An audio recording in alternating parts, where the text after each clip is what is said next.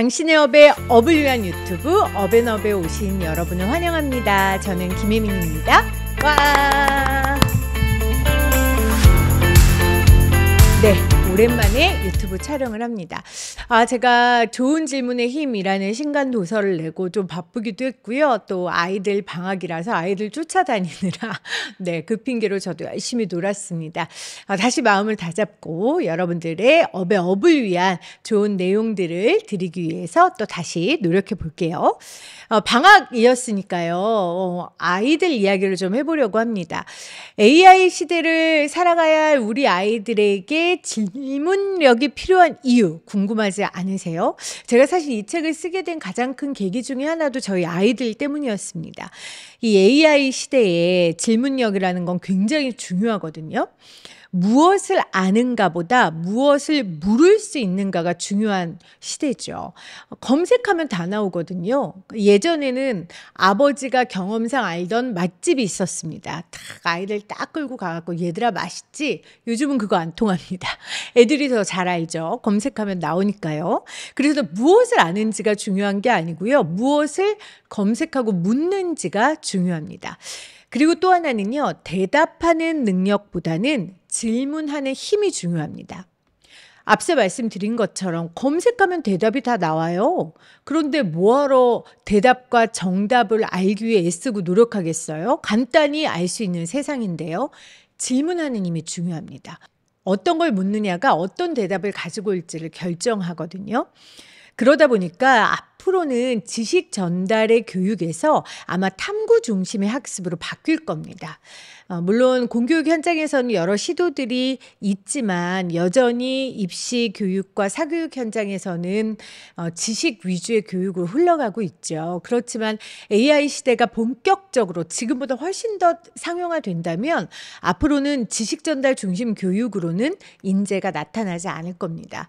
저는 AI 시대를 살지는 않았지만 그래도 질문하는 걸 굉장히 좋아하고 질문을 잘 아는 학생이었습니다. 제 책 좋은 질문의 힘의 첫 페이지에 이런 말이 나와요. 어릴 때부터 질문이 끊이지 않았던 딸을 천재라고 착각한 어머니는 빠른 연생도 아닌 저를 1년 일찍 학교에 보내셨습니다. 나중에 후회를 하셨답니다. 딸이 천재가 아닌 걸 아주 빨리 깨달았으니까요. 네, 이렇게 시작합니다. 안타깝게도 저는 천재는 아니었지만 말씀드린 것처럼 질문하는 거 참 좋아하고 질문을 잘했습니다. 그래서 이렇게 질문 관련 일을 하게 됐고 질문 관련 책을 쓰게 됐고 이렇게 여러분들한테 질문에 대해 알려드리는 유튜브까지 만들고 있는 게 아닐까 그런 생각을 해봅니다. 저희 아이들도 질문자의 DNA를 닮아서 그런지 굉장히 질문하는 걸 좋아하고요. 질문을 잘합니다. 근데 이게 제가 질문하는 아이였을 때는 몰랐는데 질문하는 아이의 엄마가 되고 나니까요. 굉장히 피곤하고 귀가 아프더라고요. 그래서 사실은 제가 이렇게 말씀드리는 건 질문 잘하면 좋습니다. 꼭 필요합니다. 하지만 저희 아이들 질문에 저도 매번 친절하게 성의 있게 대답해 주지는 못합니다. 그렇지만 제가 신경 쓰는 건 질문할 수 있는 집안 분위기를 만드는 겁니다. 이게 무슨 말이냐면요. 아이들이 내가 어떤 이야기를 해도 어떤 질문을 해도 안전하다라는 생각을 드는 게 질문할 수 있는 아이로 키우는 가장 첫 번째 조건입니다. 질문에 성역이 없어야겠죠. 때로는 아이들의 질문이 엉뚱하기도 하고 또 때로는 나쁜 질문일 수도 있거든요.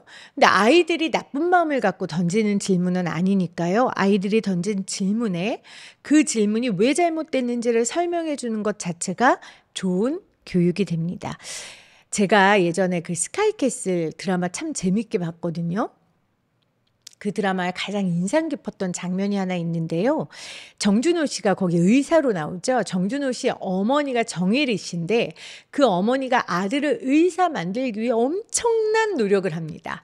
그리고 의사가 됐어요. 그럼 외과 과장을 시키기 위해 또 노력하고요. 외과 과장이 되고 나서는 병원장이 되기 위해 또 엄마가 노력을 합니다. 아들이 50이 넘었어요. 근데 살면서 전혀 예상치도 못했던 인생의 문제에 맞닥뜨립니다. 근데 이 아들이 엄마를 붙잡고 막 울부짖으면서 이렇게 얘기해요.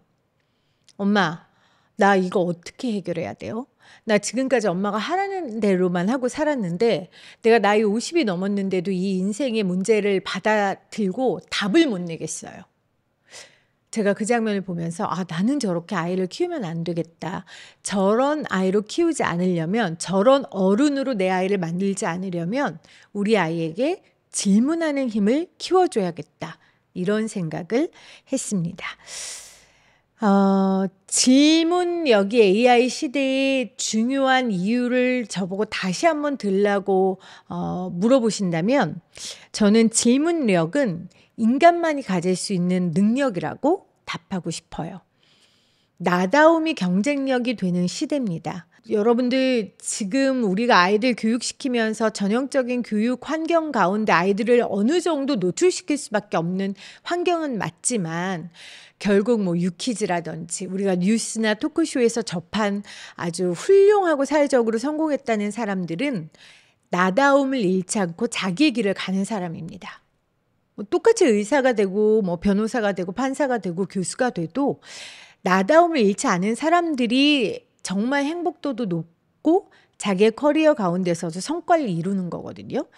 제가 얼마 전에 그 어쩌면 해피엔딩, 메이비 해피엔딩 그 뮤지컬의 토니상을 받았잖아요. 그 작곡가인 아티스트가 유키즈에 나왔는데 그걸 보면서 아주 깨달은 게 있습니다. 그분이 그런 얘기를 하더라고요. 자기는 뮤지컬을 자기가 만든 뮤지컬 때 무대에 올라갈 때 그 무대 관객석 뒤에서 그 무대를 바라볼 때 세상에서 제일 행복하다고 하는 거예요. 근데 제가 그걸 보면서 와, 자신의 일을 세상에서 제일 행복하다라고 말할 수 있는 직업을 가진다면 저 사람의 일상은 얼마나 행복할까? 그러려면요, 여러분. 학교에서 알려주는 공부만 한다고 입시 위주의 공부만 한다고 절대 새로운 길, 나다움을 찾을 수 없습니다. 나다움이 경쟁력이 되는 시대에 나답게 살려면요. 질문하는 능력이 있어야 돼요. 나는 누구지? 나는 뭘 잘하지? 난 어떻게 할 때 행복하지? 난 뭘 못하지? 난 누구랑 있으면 짜증나지? 이런 자기 DB가 많은 사람들이 무언가 선택할 때 자기다운 선택을 하고 후회하지 않습니다. 그래서 질문력은 나다움이 경쟁력이 되는 시대에 아주 중요한 능력 중에 하나고요. 또 하나는 관계와 연결이 절실한 시대거든요. 지금은. 이 관계와 연결이 지금 시대의 화두입니다. 그 은둔 청년 여러분 많이 들어보셨을 거예요. 실제 은둔 청년들이 굉장히 많습니다. 1인 가구 많아지고요. 그리고 가족들과 친구들과 어울려 있지만 자기 자신을 정서적으로 철저하게 분리시키는 사람들도 많아집니다. 그러다 보니 사회가 병들고요. 그렇기 때문에 관계와 연결이 너무 중요하고 이걸 잘하는 사람이 미래 인재로 인정받습니다. 그러려면 질문을 잘해야 돼요. 왜?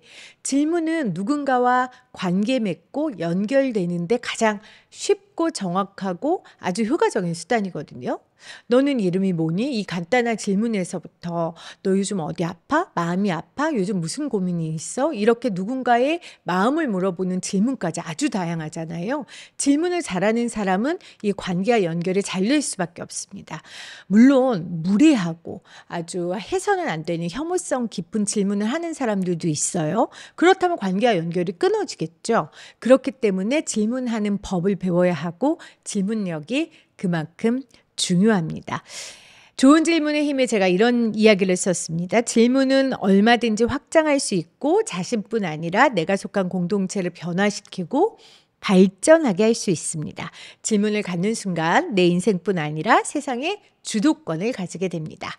자, 여러분의 아이들이 세상의 주도권을 갖는 사람으로 리더로 성장하기를 여러분 원하십니까? 그러면 아이들에게 질문할 수 있는 안전한 환경을 만들어 주시고요. 집에서 함께 질문하는 연습을 하셔야 돼요. 제가 질문하는 연습 어떻게 하는지 구체적인 방법은 다음 편에 알려드리도록 하겠습니다. 당신의 업을 위한 유튜브 업앤업 저는 다음 시간에 다시 올게요. 고맙습니다.